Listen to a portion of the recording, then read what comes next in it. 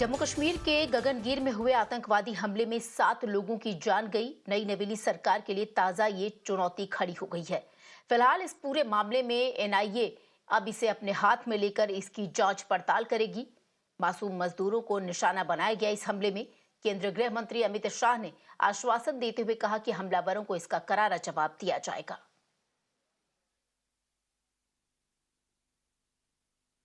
अब बताइए मुझे, इन दरिंदों को मिलेगा क्या? क्या वो समझते हैं इससे यहाँ पाकिस्तान बनेगा?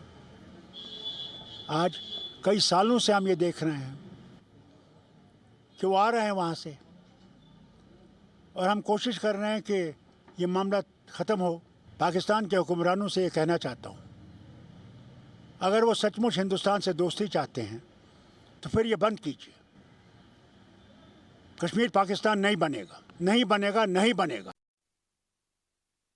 हर किसी इंसान का जो दिल है वो उदास है। हम सख्त से सख्त लफ्ज़ों में इसकी मजम्मत करते हैं। यहाँ पे अपने घरों से दूर मजदूरी का काम करने आए थे या उनके लिए 2 वक्त की रोटी कमाने आए थे, निहत्ते थे, ऐसे लोगों को मारने से मैं समझता हूँ कि किसी भी मसले का हल नहीं हो सकता। यहाँ सरकार ये बोलती है कि यहाँ हालात बिल्कुल ठीक हो गए हैं। 30 साल में आज तक यहाँ कभी ऐसे हालात नहीं थे, या 30 साल में इससे ज़्यादा टूरिस्ट नहीं आए, या 30 साल में इससे ज़्यादा यहाँ पे कभी कोई और काम नहीं हुआ। मैं समझता हूँ कि कहीं ना कहीं ये हम जानबूझ के ऐसे जो अफराद हैं इनको शायद चैलेंज करने की कोशिश सरकार कर रही है।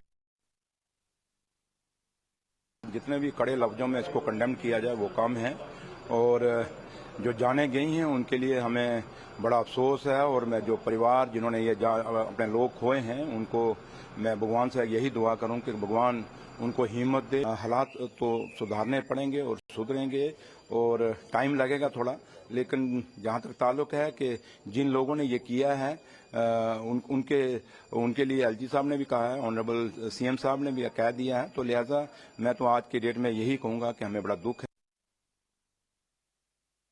सीधे रुक लेते हैं हमारे सहयोगी साहिल का इस वक्त हमारे साथ जुड़ गए। साहिल, सबसे पहले आपसे जानना चाहेंगे कि जांच के एंगल से अगर बात की जाए तो किस हिसाब से उसमें तेजी या गति देखी जा रही है?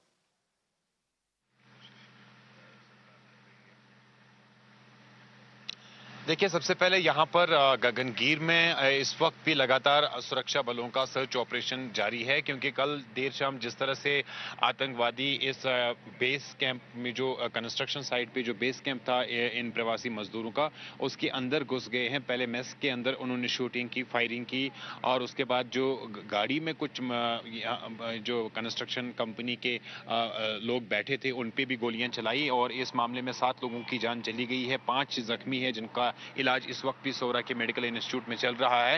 लेकिन फिलहाल सुरक्षा बलों की प्रायोरिटी ये है कि वो इस पूरे इलाके को सैनिटाइज करें, और लगातार कल देर शाम से ही पूरे रात भर सर्च ऑपरेशन जारी है, जो इस वक्त भी जारी है। जम्मू कश्मीर पुलिस के साथ साथ भारतीय सेना और सीआरपीएफ जो है इस पूरे इलाके को मुहासरे में ले रखी है। पूरा एरिया जो है कॉर्डन ऑफ किया गया है। तो फिलहाल प्रायोरिटी सुरक्षा बलों के लिए सर्च ऑपरेशन है। इसके साथ साथ जांच भी जारी है। जम्मू कश्मीर पुलिस ने एक एफआईआर दर्ज की है, और उसमें तमाम चीजें खंगालने की कोशिश की जा रही है। एनआईए भी इस मामले में जुड़ गई है, और एनआईए भी बहुत जल्द इस मामले की जांच जो है उन्होंने शुरू कर दी है। लेकिन यहाँ गगनगीर भी पहुंचने वाली है, और इस पूरे बेस कैंप में अगर सीसीटीवी कैमरास लगे हुए हैं, क्योंकि बड़ी कंस्ट्रक्शन कंपनी है जोजिला और जरमोहर टनल प्रोजेक्ट्स को जो एग्जीक्यूट कर रही है, और उनको ये कंस्ट्रक्शन वर्कर्स थे, तो यकीनन वहां पे सीसीटीवी कैमरा जरूर होगा, और उस चीज को भी खंगाला जाएगा। और किस तरह से ये अटैक जो प्लान हुआ हो वो सारी जानकारी जुटाई जाएगी, और उसके बाद जो है ये जांच आगे बढ़ेगी। लेकिन इस वक्त जो गगनगीर का इलाका है, इस इलाके में सर्च ऑपरेशन, तलाशी अभियान लगातार जारी है, और कोशिश यही की जा रही है जो अटैकर्स है उनको जल्द से जल्द ढूंढ निकाला जाए। आपका बहुत बहुत शुक्रिया इन तमाम